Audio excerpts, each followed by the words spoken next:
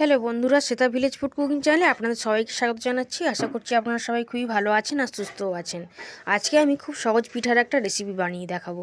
খেতে ভীষণ ভালো হয়, একদম গালে দিলেই মিলিয়ে যাবে। সুজি রসমালাই পিঠা বানাবো, চলুন তাহলে বানিয়ে নেওয়া যাক। এখানে 100 গ্রাম সুজি নিয়ে নিয়েছি, কড়াইয়ের মধ্যে নিয়ে নিচ্ছি। নিয়ে সুজিটার কাঁচা গন্ধটা চলে যাওয়া পর্যন্ত একটু ভেজে নেবো, মানে 1 মিনিটের মতন ভাজবো। খুব বেশি লাল করে ভাজবো না কিন্তু। ভিডিওটা যদি ভালো লেগে থাকে অতি অবশ্যই ভিডিওটিকে লাইক করবেন। চ্যানেল নতুন এসে থাকলে অবশ্যই কমেন্ট করে জানাবেন। আর যদি চ্যানেলে নতুন এসে থাকেন অবশ্যই চ্যানেলটিকে সাবস্ক্রাইব করে নেবেন। তো দেখুন এই সুজিটা কিন্তু আমার ভাজা হয়ে গেছে, 1 মিনিটের মতন ভেজে নিয়েছিলাম। এখন যে বাটি মেপে সুজি নিয়েছি ওই বাটি মেপেই হাফ করে হাফের একটু বেশি করে দুধ নিয়ে নেবো। মানে যতটা সুজি নিয়েছি তার ডবল কিন্তু দুধ বা জল দিতে হবে। ওই বাটিটারই দেখুন দুধ দিয়ে দিলাম 2 বাটি। এবার উনানের জালটা হালকা রেখেই কিন্তু সুজিটাকে রান্না করতে হবে। আর এই দুধের মধ্যে আমি দিয়ে দেবো, সুজি আর দুধের মধ্যে দিয়ে দেবো 2 চামচ পরিমাণে চিনি।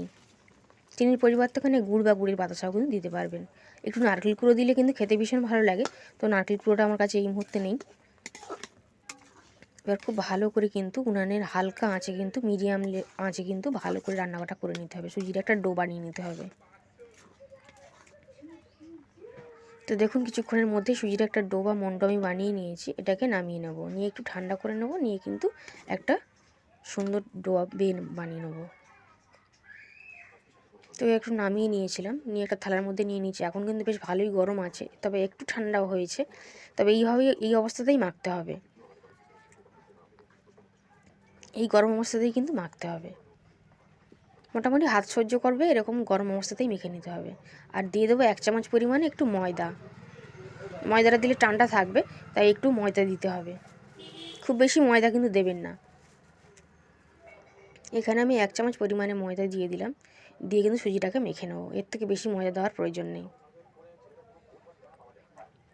সুজির একটা স্মুথ ডো কিন্তু বানাতে হবে। সুজিটাকে খুব সুন্দর করে মেখে নেব। খুব সহজে যদি কোনো পিঠা খেতে ইচ্ছা করে তাহলে এই শীতকাল, এখন তো পিঠা না খেলেই নয়, তো এই পিঠাটা কিন্তু আপনারা বানিয়ে নিতে পারেন। সুজি রসমালাই পিঠা খেতে ভীষণ ভালো হয়, গালে দিলেই মিলিয়ে যাবে। আর বানানো কিন্তু একেবারেই সহজ। আমি যেমনভাবে বানাচ্ছি আপনারা এরকমভাবে বানিয়ে দেখবেন, খুব সহজে আপনারাও কিন্তু বাড়িতে বানিয়ে নিতে পারবেন। তো আমি এরকমভাবে একটা কিন্তু বানিয়ে নিচ্ছি ডো।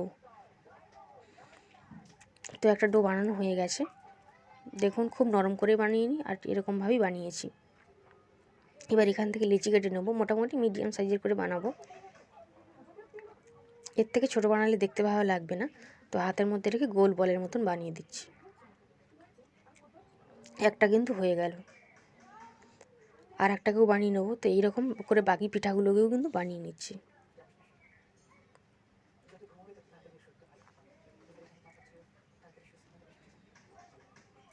আপনারা যারা ভিডিওটা দেখছেন তারা কিন্তু কমেন্ট করে জানাবেন যে কারা কোথা থেকে দেখছেন এবং কেমন লেগেছে রেসিপিটা।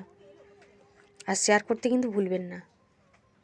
তো এরকমভাবে সব পিঠাগুলোকে আমি বানিয়ে নিয়েছিলাম। তো দেখুন সবগুলো আমার বানানো হয়ে গেছে, দেখতে কতটা সুন্দর লাগছে, খেতেও কিন্তু এতটাই সুন্দর হয়।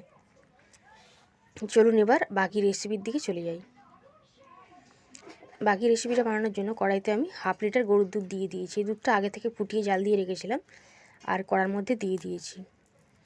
এই দুধটাকে ঘন করে জাল দিয়ে নেব। আর তার জন্য আমি দিয়ে দিচ্ছি 1.5 চামচ পরিমাণে ময়দা। ময়দাটা দিলে কী হবে, তাড়াতাড়ি দুধটা ঘন হয়ে যাবে। ময়দাটা কিন্তু খুব বেশি গরম হয়ে যাওয়া দুধের মধ্যে দেবেন না, যখন দুধটা হালকা গরম থাকবে তখনই দেবেন। ময়দাটা দিয়ে খুন্তি দিয়ে নাড়াচাড়া করে মিশিয়ে নিয়েছি। এখন দুধটা কিন্তু আগের থেকে অনেকটা ঘন হয়ে গেছে। কিছুক্ষণ জাল করে নিয়েছি, দেখুন এতটাই ঘন হয়ে যাবে যখন, তখন এর মধ্যে আমি গুড় দিয়ে দেবো। এখন তো খেজুরের গুড় উঠেছে, নতুন খেজুরের গুড়, তাই নতুন খেজুরের গুড় 1 বাটি পরিমাণে নিয়ে নিয়েছি। মিষ্টিটা আপনারা যেমন খাবেন তেমনই দেবেন, স্বাদ বুঝে দেবেন। তো খেজুরের গুড়টাকে আমি দিয়ে দিলাম, আর গুড়টাকে শেষেই দেবেন, তাহলে দুধটা কিন্তু কেটে যেতে পারে। দুধটাকে দিয়ে, এই খেজুরের গুড়টাকে দিয়ে খুব দুধের মধ্যে খুব ভালোভাবে মিশিয়ে নিয়েছিলাম।